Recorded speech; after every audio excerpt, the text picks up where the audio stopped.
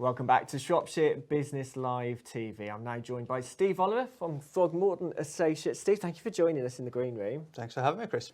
So we're here to talk tax year end, amongst other things, because I know we're still in February, but we're fast approaching the 5th of April. So it's things we need to think about now, really, isn't it? Absolutely.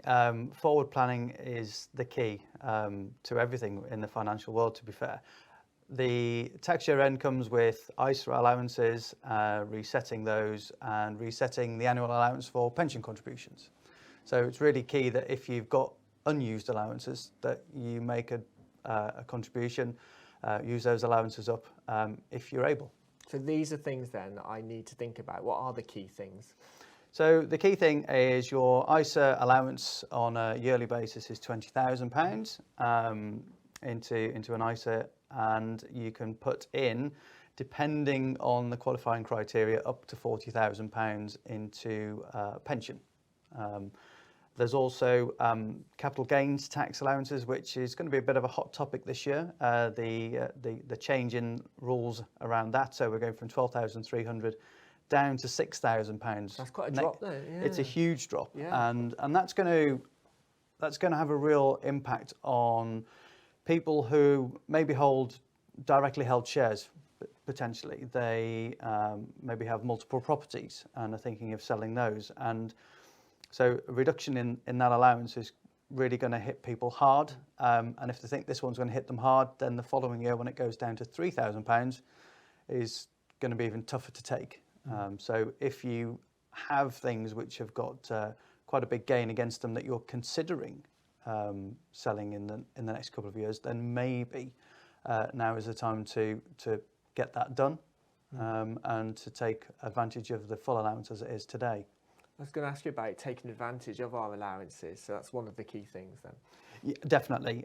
It's a lot of these allowances are use it or lose it, and each year they sort of open themselves up again, and then at the end of the tax year they'll close themselves down and reset. I know you can't talk about individual cases or anything like that, but when you're chatting to people in general, does it surprise you sometimes how people aren't taking advantage? Yeah, I think I've come across clients of mine and anecdotally clients of others within the practice where they may have huge sums of cash, and that could be anything from £10,000, because 10,000 is huge in lots of people's worlds, up to considerably more than that. So the figures are relative to the individual, but if people are sat with excess cash, then making use of their ISA allowance before the end of the tax year might well be the right thing to do. And obviously you should always seek advice to make sure that is the right thing to do. And similarly, for pension contributions, those that have got limited companies, for example, whose company might be able to make those contributions on their behalf, they would be able to make use of that more often than not. Yeah. And to miss out on using that allowance is probably something that they may well regret in the future. So it's a really important thing to keep on top of. Speak to your advisor about it, speak to your accountant about it, especially on those pension contributions, but definitely to engage with your advisor and make sure that you're doing the right things at the right time. And I'm thinking as well, when we're thinking about our financial plan, where we want to be in the future, tax really is an important part of that as well. It's very important. Nobody likes to pay tax, and if you walk blindly, let's say, into a tax charge that could have been avoided, legally avoided, then you'd be doing the real disservice to yourself to just walk into a tax charge in the future, especially when there are many ways of correctly planning those tax charges away. So my advice would be simply to speak to your advisor, speak to your accountant, make sure that you are fully aware of what those tax implications are of your actions. And if there is a way of doing pretty much the same thing, but without paying the same amount of tax, then that's surely going to be the best way for you as an individual, and potentially you as a business as well. So yeah, definitely speak to the advisors, bring them in, tell them everything. The worst thing you can do is tell them half of the truth, because without the whole story, Does that means make your life harder? Then? Absolutely. Yeah. If we get part of the information and then we find out much later that there was this, there was that, you're only being able to advise on half of the story.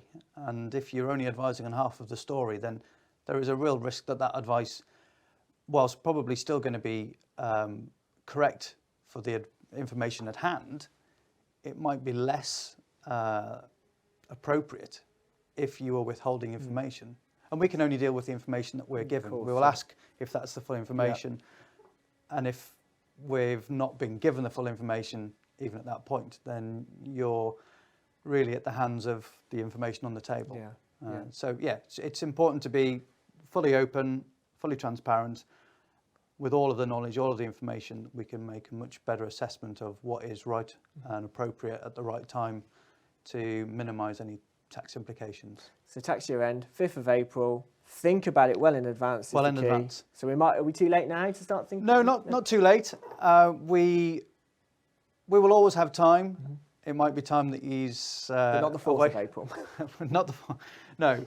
Although there are occasions for existing clients where they will pick up the phone and say, I need to do this today. Can we do this today? And whilst we've got some hoops to jump through to make that happen, that they might not necessarily want to jump through with us, but ultimately it can. We would like to see people as early as possible because we do get extremely busy towards tax year end. You'll have no doubt spoken to accountants that bury their heads away from the public in January for the self-assessment period. Well, coming up to tax year end is our time for that period of busyness, and we will certainly be feeling the pinch as far as our time is concerned as we get closer to that date. Let's talk about you, because financial planning and being part of Throgmorton Associates wasn't your initial career choice. No. You've had various careers. And then you decided to join the practice when it was Nick Jones. Correct. On his own and has his practice. And you've now gone on to become a registered financial planner. How did that process go for you? Ironically, it went very smoothly, if I'm brutally honest. The process was quite tricky. From starting out with Nick in January 2017, and I felt for probably the first 6 months as though I was kind of sat twiddling my thumbs. I wasn't, but it kind of felt that way. And I was soaking up the atmosphere, the language, the culture, all of the things that were important to be really aware of before starting on the exam process, which was intense. We had 6 exams to do within pretty much a 6-month period. Because this is all regulated, you have to be legally qualified. Absolutely. There are things that you can do without having all of those exams, but to have the full letters after your name, if you will, that process takes all of the exams to have been completed. And also to be able to advise within St James's Place, we have got to go through a training programme to make sure that we are compliant, we're safe, we're not saying things that are going to get anybody into trouble.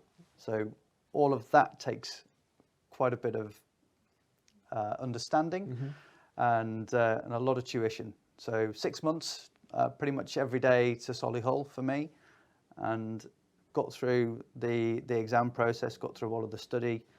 And then we roll into April 2018 and I get the letters after my name and can go out and see clients.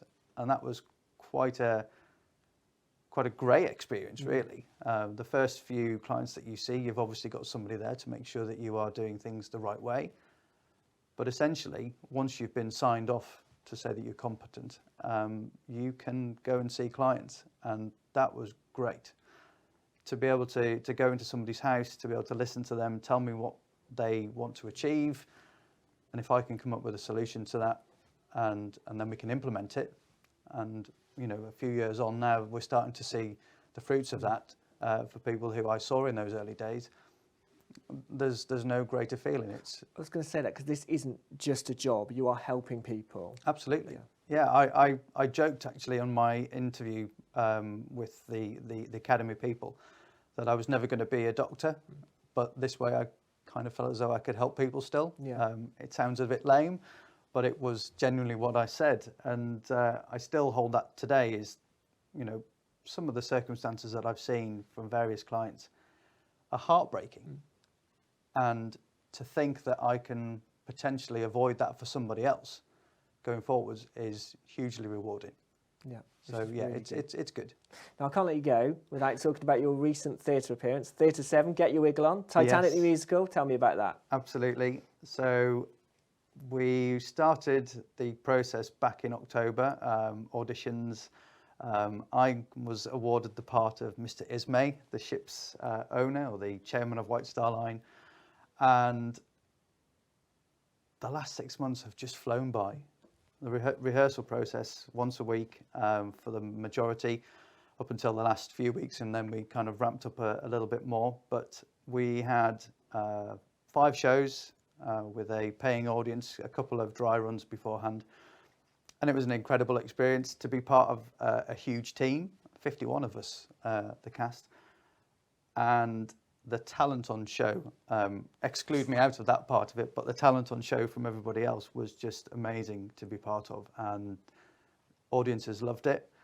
I think I managed to make people dislike me, which is not the norm. I'm normally quite likable, I think, I hope. And yeah, we did a good job of it, I think. And I know the team at Throgmorton came to see you, didn't they? Were they front did. row? They weren't front row, thankfully, although I couldn't see because I wasn't wearing my glasses. Right.